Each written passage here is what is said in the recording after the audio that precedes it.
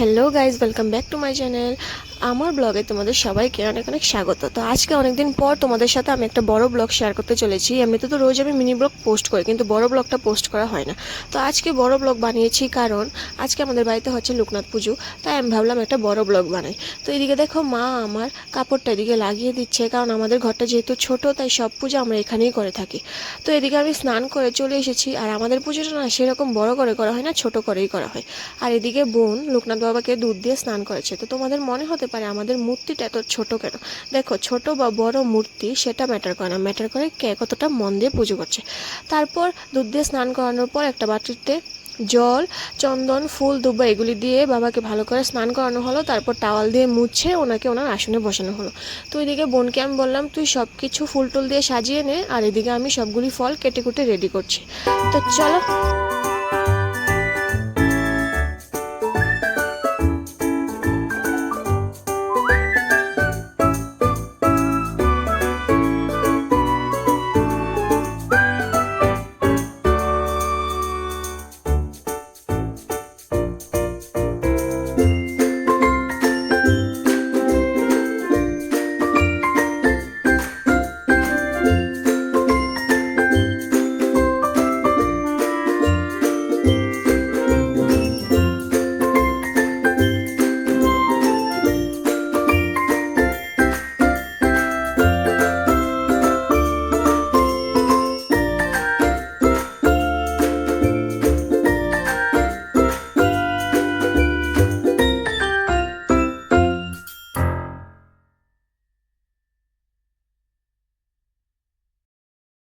দেখো, আমাদের পুজোটা যেহেতু ছোট করেই করে থাকি, তাই আমি বা আমার বোন পাঁচালি পরেই পুজো করেনি।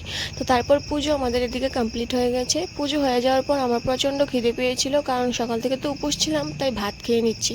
তো আজকে আমার নিরামিষ তরকারি আর উচ্ছে ভাজা করেছিল। তো আমি উচ্ছে ভাজা খাই না, আমি নিরামিষ তরকারি দিয়ে ভাত খেয়েছি। ভাত খাওয়ার পর মা আমাকে বললো ময়দাগুলো একটু মেখে দেওয়ার জন্য, আর মা এদিকে ঘুগনি রান্না করছে। বেশি মানুষ না হলেও 15-20 জনের মতো মানুষকে বলা হয়েছে, তো ওরাই আসবে বিকালে। তো ওদের জন্য এদিকে লুচি আর ঘুগনি করা হচ্ছে। তো আমি মাকে ময়দাটা একটু মেখে দিলাম, আর মা এদিকে ঘুগনিটা রান্না করছে। লুচিগুলি আমি বেলে দিইনি, কারণ বিকালে আমি যাব আমার ফ্রেন্ডের বার্থডে পার্টিতে, তাই আমার বোনকে বললাম বেলে দেওয়ার জন্য। তাই ওইদিকে লুচিগুলি বেলে দিচ্ছে। তো বিকালের বার্থডে পার্টির ব্লগটাও তোমাদের সাথে শেয়ার করা হবে। আর এই ভিডিওটা না আমি করিনি, আমার বোন করেছে। যখন ওরা এসেছিল, আমি ওকে বলেছিলাম একটা ভিডিও করে নেওয়ার জন্য। তো এদিকে আমার ভাইয়ের মা মানে মাসি, বড়দি ওরা এসেছিলো। আর ওই ছোটোগুলিকে দেখছো, ওরা কিন্তু আমার নাতিন হয়। হ্যাঁ হ্যাঁ, তোমরা ভাবছো তো ছোট বয়সে আমি দিদা হয়ে গেলাম, ঠিক সেরকমই। তো আজকের ব্লগটা আমি এখানেই শেষ করছি। তোমাদের কেমন লাগলো অবশ্যই জানাবে। ভালো লাগলে একটা লাইক, কমেন্ট, শেয়ার করে দিও, আর আমার চ্যানেলটাকে সাবস্ক্রাইব করে দিও।